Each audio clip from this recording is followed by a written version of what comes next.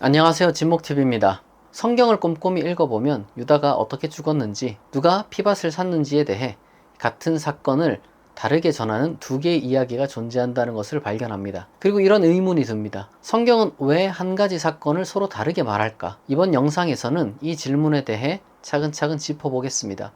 마태복음 27장과 사도행전 1장은 유다에 대해 서로 다른 이야기를 들려줍니다. 마태복음에서는 유다가 은 30을 대제사장들에게 돌려주고 스스로 목매어 죽습니다. 대제사장들은 그 돈이 피값이기 때문에 성전 금고에 놓을 수 없다고 말하며 대신 토기장이의 밭을 사서 나그네들의 묘지로 사용합니다. 그 밭은 이후 피밭이라 불립니다.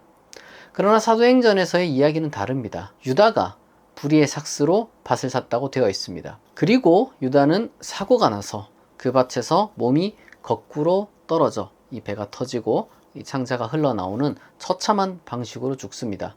그래서 예루살렘 사람들이 그곳을 피밭이라 부른다고 설명합니다. 그러니까 이 두 이야기는 두 가지 점에서 서로 다릅니다. 첫째는 밭을 산 사람입니다. 마태복음은 대제사장들이 샀다고 하지만 사도행전은 유다가 샀다고 말합니다. 그리고 둘째로는 유다의 죽음입니다. 마태복음은 유다가 스스로 목매어 죽었다고 하지만 사도행전은 유다가 사고가 나서 죽었다고 말합니다. 그러니까 이런 차이를 발견하면 우리는 자연스레 당황하게 됩니다.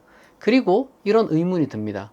같은 내용인데 왜 다를까? 하나는 맞고 하나는 틀린 걸까? 이에 대해서 이 두 사건을 조화를 이루려는 설명도 있습니다. 그러나 저는 다르게 설명하고자 합니다. 가장 먼저 생각해 볼 수 있는 것은 유다의 최후입니다. 예수의 순환 이후 제자들은 모두 흩어졌습니다. 유다도 마찬가지였을 겁니다. 따라서 그의 최후에 대한 직접적인 증언이나 기억이 초기 공동체에 남지 않았을 수 있습니다. 다음으로 생각해 볼 것은 피밭 전승입니다. 피밭은 불길한 이름입니다. 사도행전에서는 아겔다마라는 아람어 이름까지도 언급합니다. 아마 실제로 존재하던 어느 한 불길한 밭의 이름에 대한 민속적 설화가 있었던 것 같습니다. 마태복음은 이러한 전승을 따로 언급하지 않고 구약 예언 성취라는 내러티브 안에서 피밭과 유다의 죽음을 연결합니다.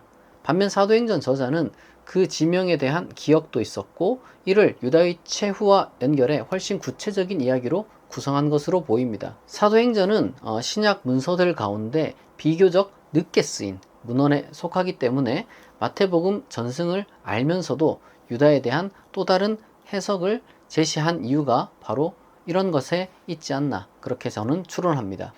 아마도 유다는 실제로 예수를 배신한 인물이었을 겁니다. 초기 공동체는 다시는 그런 인물이 나타나지 않기를 바랐고 그 가능성을 차단하고자 했을 것입니다. 무엇보다 예수의 죽음이 외부 적이 아니라 가장 가까운 제자에 의해 일어났다는 사실은 공동체가 감당하기 어려운 기억이었을지도 모릅니다. 결국 우리가 마주한 이 두 본문은 서로 다른 기억 해석의 결과물들입니다. 그것들은 어떤 사실을 왜곡했다기보다는 공동체가 감당하기 어려운 가장 가까운 제자의 배신이라는 어떤 그 상처를 어떻게든 처리하고자 했던 방식이었습니다. 다만 공동체들마다 그를 해석한 방식이 달랐고 그 차이는 성경 안에 담긴 이 전승의 다양성을 보여주는 흔적이 되었습니다. 그래서 성경을 읽을 때는 각 문서 하나하나를 독립적 신학적 작품으로 읽는 태도가 중요합니다. 마태복음은 마태복음만의 관점과 목적을, 사도행전은 사도행전만의 어떤 그 신학적 관심을 갖고 쓰인 글입니다. 따라서 같은 사건을 서로 다르게 말하고 있다면